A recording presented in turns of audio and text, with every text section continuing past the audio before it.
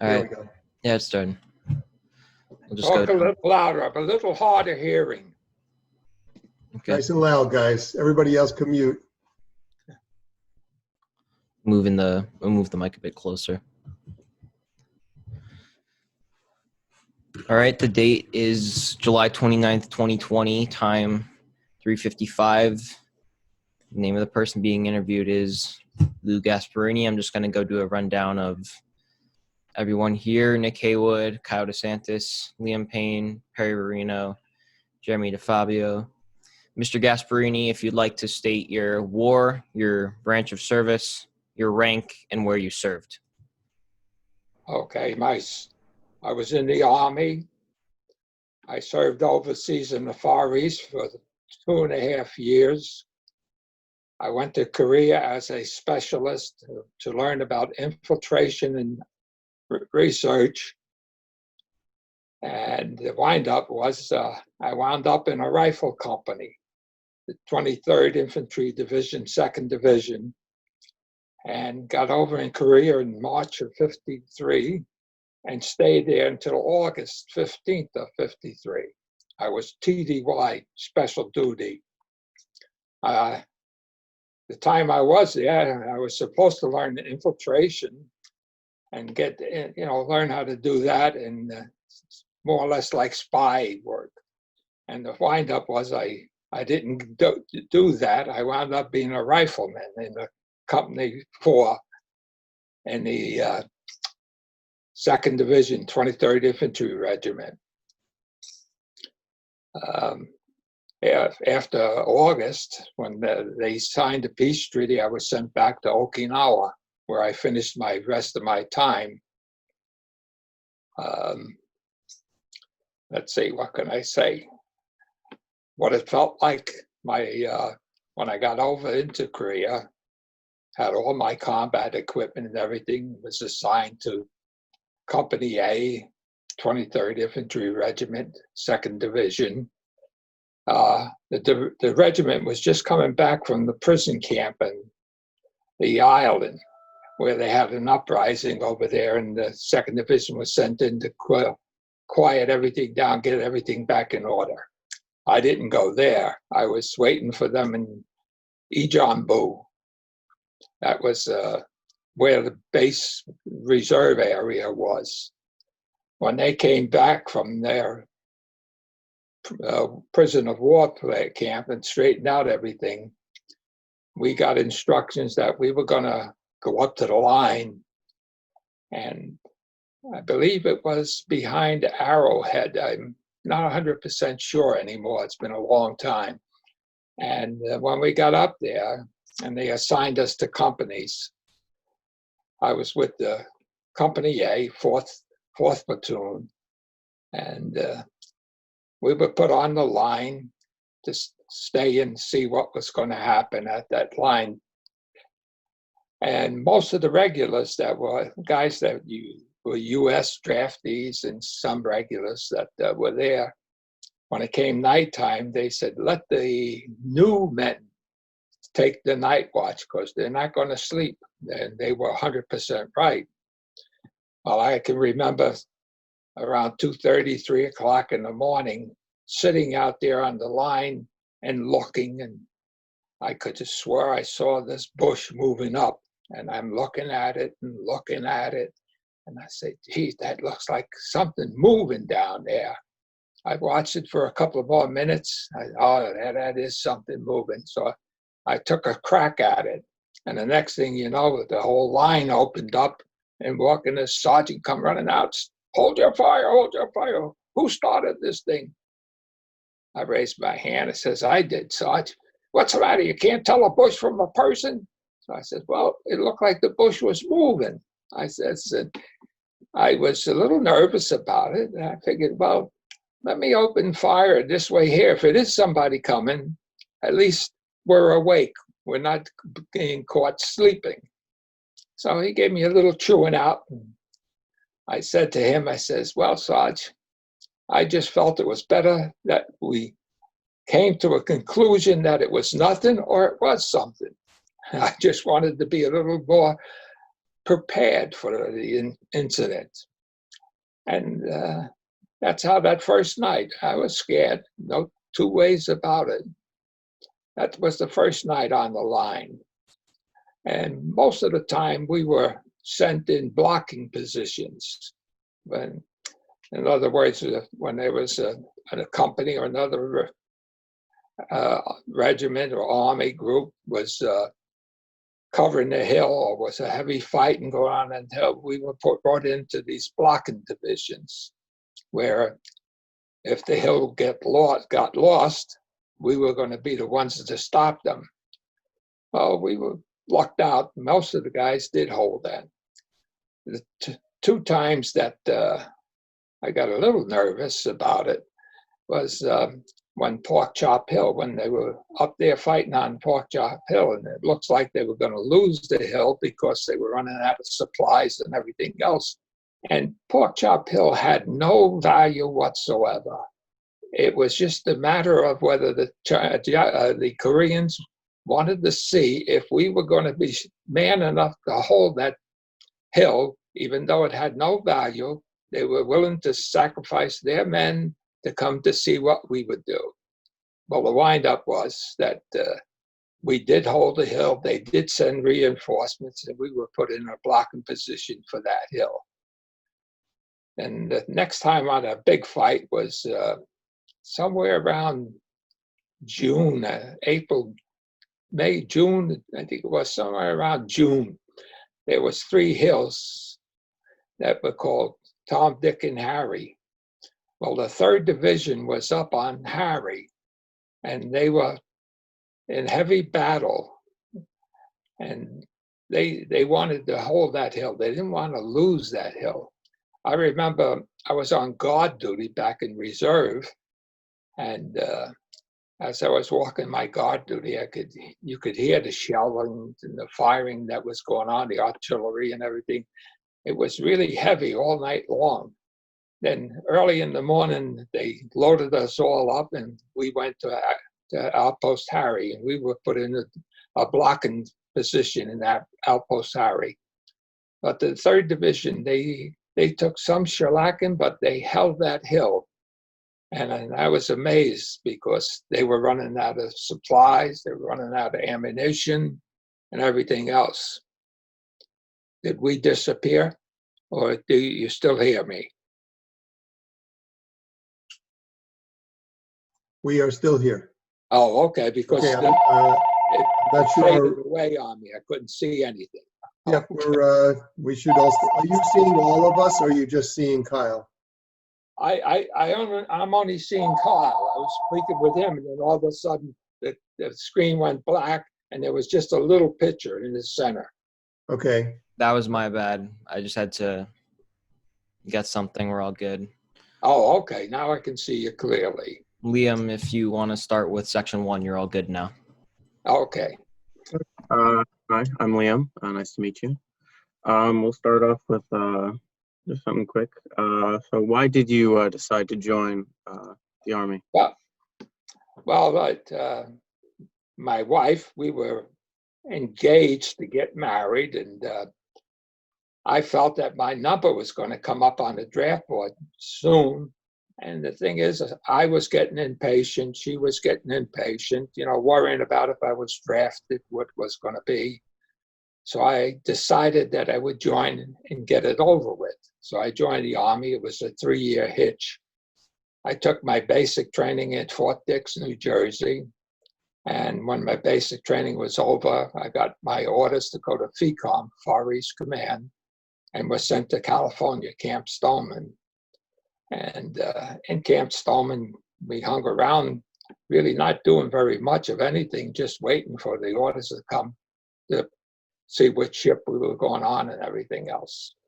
And when the time came, we went on the USS Breckenridge. It carried 3,000 troops, 1,000 dependents, and it had 900, if I remember correctly, sailors. There was a lot of people on that ship. And it took us a little over 2 weeks to get to our destination, which I was first assigned to go to Okinawa. and was to rebuild the 29th Division that got wiped out in Korea. And that's where I wound up, only for a couple of months. And they decided, they called me in one day at the offices meeting, and they asked me if I wanted to go learn infiltration and reconnaissance in Korea, so that this way here, they were going to form a special outfit in Okinawa, and they wanted some men that were going to be able to go through a period of time of learning, and then still going to be enough time coming back to Okinawa. So I said, all right, talking out of my head. I says, okay, I'll go. And I left Okinawa on the 5th of March, flew into, that was a little earlier than the 5th. And, well, anyway, the beginning of March, and flew into Tokyo, went to Camp Drake, where they outfitted us for combat gear and everything else, and gave us all the things that we needed to go into Korea, the rifles and everything. And then they flew us we landed into sortie, and now into the main headquarters of Seoul, Korea. And we got off the planes, and we were assigned to trucks that were going to take us up. The truck that I got on was for the 2nd Division. And when I got up there to Ijeonbu, was where they were in reserve, but the 2nd Division was on the island where all the prisoners were kept, because they were rioting, and they wanted to bring the riot under control, which the 2nd Division did. And when I came back, I was assigned with Able Company 23rd Infantry Regiment, 2nd Division. I was put in the 4th platoon as a rifleman. And I thought I was going to learn intelligence and reconnaissance, but I don't know whether they were so short of men or what, that this is what they assigned me. So, I just had to take it and do what I had to do, that's all. And as I said before, the first night on the line, when the regiment came back from the prison island, we were sent up to, I believe it was Arrowhead, and we were on the line up there, and it came nighttime, and the regular fellas that were there, before us and had been there for several months and everything, were getting close to coming home. When it came time for guard duty at night, they said, let the new guys take it. They ain't going to sleep. And that was for sure. We weren't going to sleep. About somewhere between 2, 3 o'clock in the morning, I remember I was watching the front line, and I'm looking down the line, and I think this bush is starting to move. And I'm thinking to myself, maybe there's somebody in camouflaging themselves behind this brush or something. I said, well, let me keep an eye on it. And I kept watching it, and I guess my imagination started to get the best of me. And I says, that thing is moving, and I'm not going to be the one to go to get hollered at for moving and not awakening everybody. So I took a shot at it, and sure enough, I woke up the whole front line, and everything was firing along. And then all of a sudden, the sergeant come out and yelled, stop your fighting, stop your shooting, keep it quiet. And he says, who did that? Who started that there? I stood there, raised my hand. It was me, Sarge. What's the matter? You can't tell a bush from a man? I said, well, I thought the man was behind the bush, and the bush was just a cover. And as he was coming, looked like to me, he was coming up higher and higher up the hill. And I said, I was getting nervous. So I figured, well, I better do something. And that's what I did. I took a shot at it. I guess everybody else woke up and started shooting. He says, well, you should know better. That's not a man, that's a bush. And then when they come, they're going to come in the grosses of them. Okay, Sarge, I'm sorry, but I felt better taking the shot than leaving it and get caught with my pants down. So that quieted up for the rest of the night. We stayed on the line working in trenches, cleaning the trenches out because the weather was starting to break, get a little milder. wasn't too cold. And we were checking the telephone wires, cleaning out the trenches and everything else. And we were up there for a couple of weeks, and then they brought us back to Iwanju, where we were in reserve and got cleaned up and everything else. And you did your training back there also. And the next thing we knew, we were back up on the line again, doing the same thing, cleaning the trenches out on different lines, getting log cabins fixed and make sure they were in good shape and all. And we did that for another 2-3 weeks, and then we came back in reserve, got cleaned up and everything else, went to more training.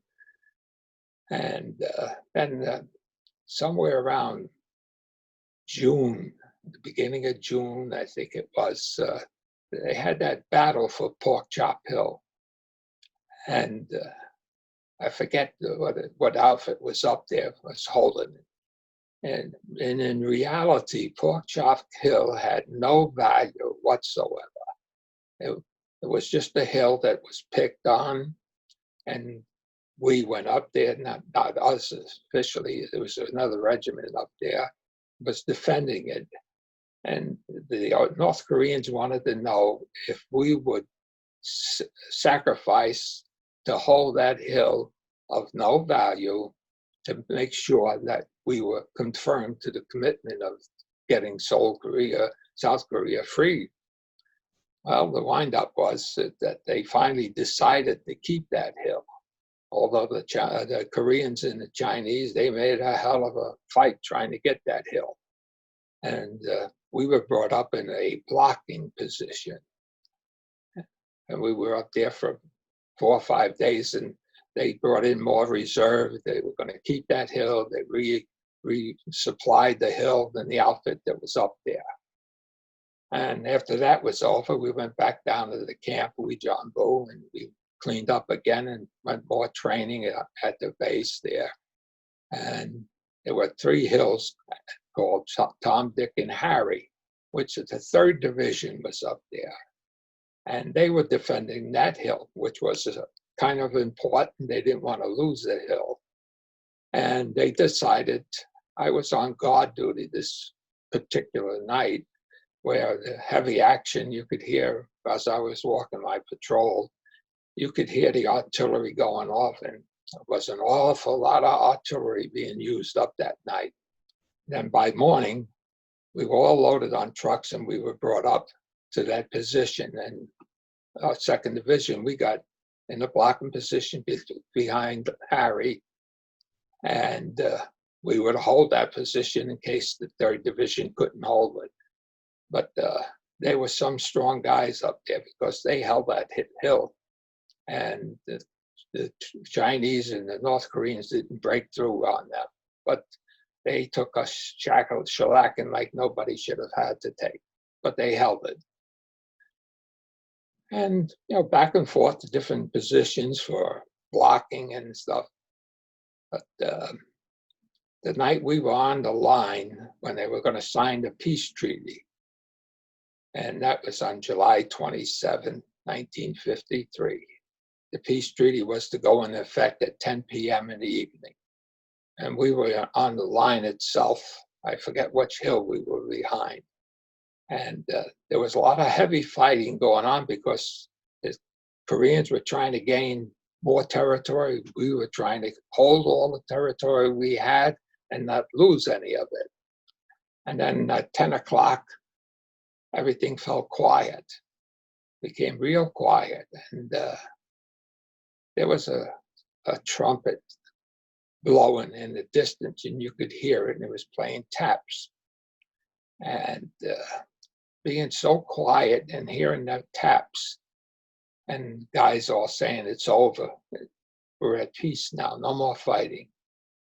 I went off by myself and started to cry because all I had to say was, God, thank you. You kept me out of harm's way all this time. And I was gratefully for my God taking such good care of me. Then what we did, we started moving back. We had to move back, I forgot how many feet. And we started digging in to make a new line of defense. There was a no man's territory between the north and the south at that time.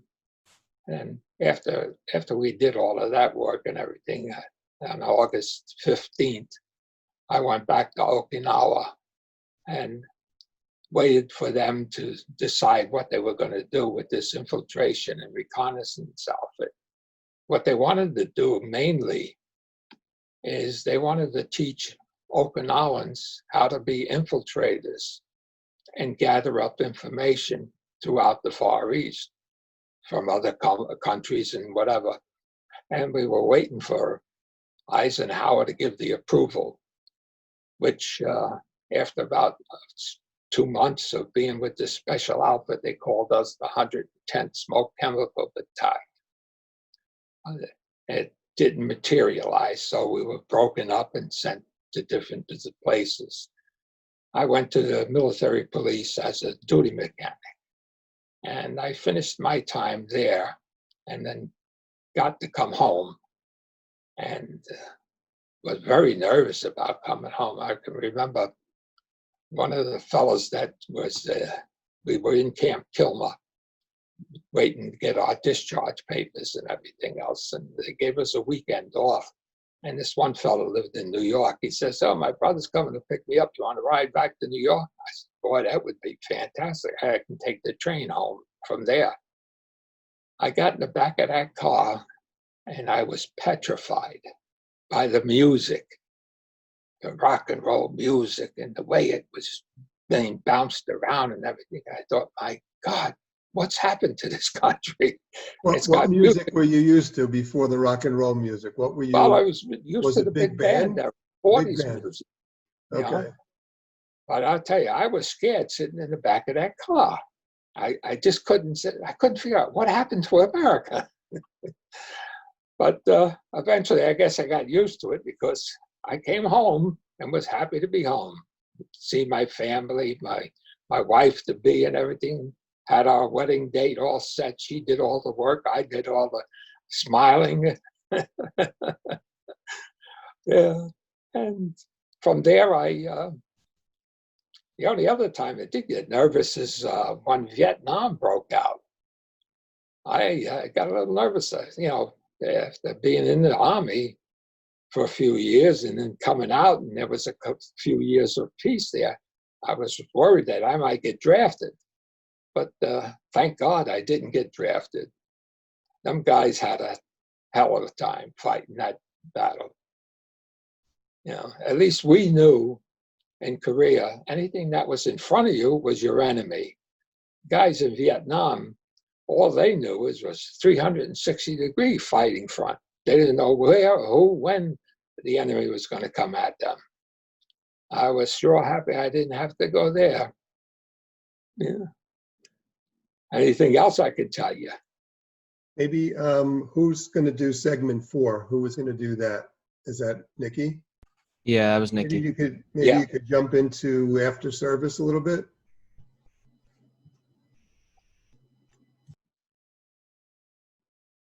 Yeah. Hello, Nickel Haywood. I go by Nikki. So you already told us about when the day your service ended. Did you make any close friendships with anyone when you were serving overseas, and do you still talk to them? If so, Yeah, I had one good friend, Harry. He was. We were very close, very friendly. He lived in California, and I went out and visited him one time because I was thinking about moving out to California, and then decided against it. But and then I went out another time. My wife and myself, we went out cross country and we visited Harry again. But now he's passed away in the last several years. He's been gone. So this is Will Gasper. Yes. You make some friends while you're in certain places. And in Korea, one of the closest friends I had was Carmine Izzy. He was a platoon sergeant. He was a good guy, you know, had a lot of experience, was over there a long time in Korea. But he was easy to talk to. He was a good friend. And then we lost contact because when I came back to Okinawa and I got him, and we didn't make that chemical battalion that we were going to have, and I went into the military police and picked up some different friends over there. A fellow by the name of, let me see, Ernie Trito. He was a cook. And you know how he was Italian, I'm Italian. And what he used to do at nighttime, he would call a couple of us together and we'd go down, sneak into the kitchen. We would make some sauce and pasta for ourselves and have a little bit of a feast. 2, 3 o'clock in the morning eating pasta. But I kept in touch with Ernie for a while, but then lost contact with him. And I don't know where he is today. Yes.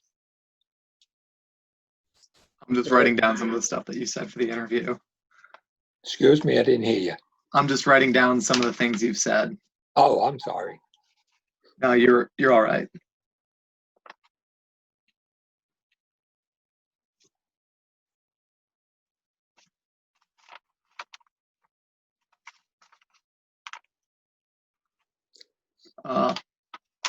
The other thing I should tell you is after I got married and everything, there were several guys that lived within the New York area.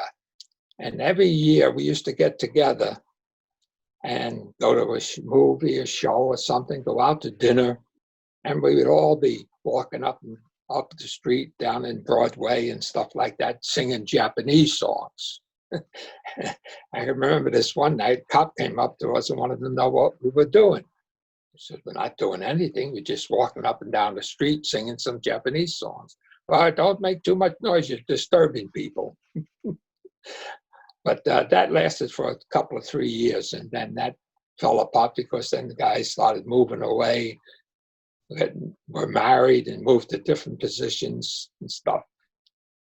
But I often think about some of the fellas that we were friendly with.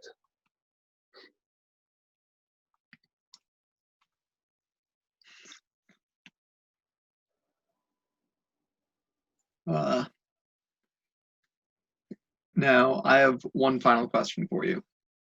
After your service and getting married, did you ever go back to school, or did you? No, but I wasn't a high school graduate. You know, I had left because my parents had divorced and I had to go to work when I was young, 16 years old. I had to go to work to help provide for the family. And when I came out of the service, though, I moved up to Brewster. I became a water superintendent. I was taking care of the water system for Brewster Heights, which was a development, had about 250 homes. That's where I live now. Pardon? I live in the Heights. Oh, okay. I used to take care of that for a good number of years. And somebody else wanted my position, and the supervisor treated me like a son. He said to me, go get your high school diploma equivalency test and stuff.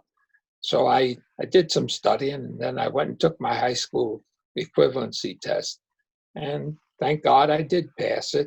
And then he told me, go get my water license, which I did, and I passed that. And I was water superintendent for 22 years for Brewster Heights.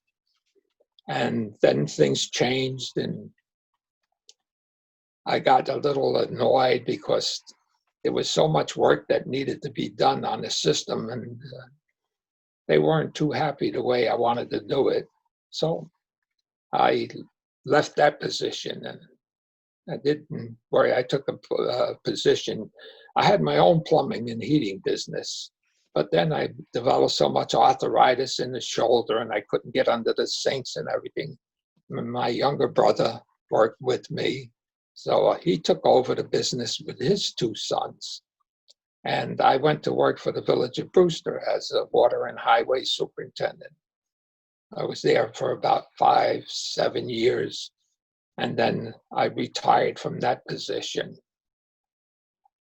And but it was a good experience. I enjoyed that work and everything else, and I kind of missed it at first because I didn't know what I was going to do with myself. I was too young to be retired. I was 55 years old, and I said, yeah, I'm too young to retire and do nothing. So I had an older brother lived in Texas, and he had what they call a specialty, plumbing specialty house. And most of their business was done through a small shop and then mostly online, where they had salesmen out on the road. And I took that position. I says, only under one condition.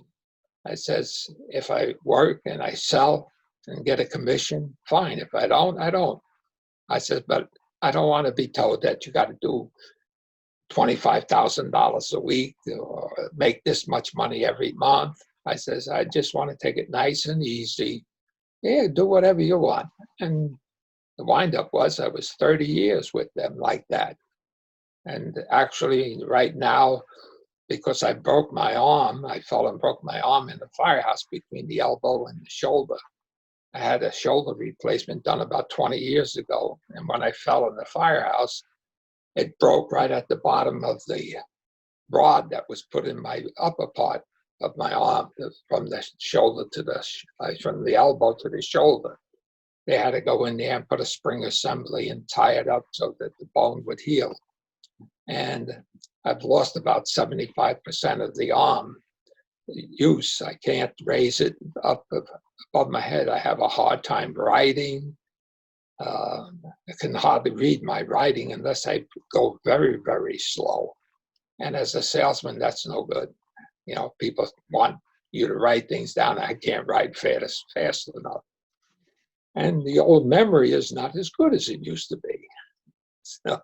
So right now I'm staying home. I haven't been to work in a year.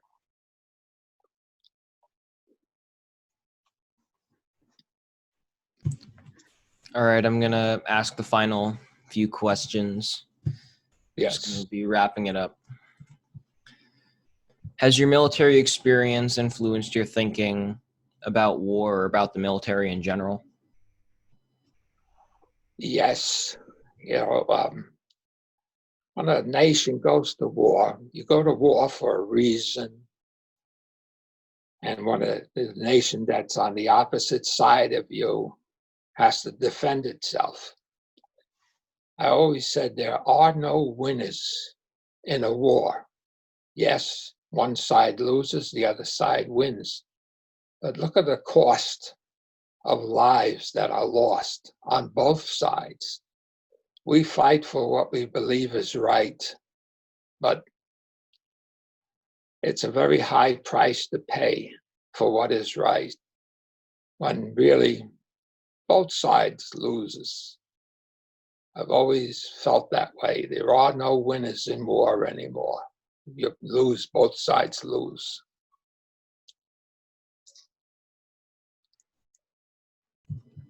All right.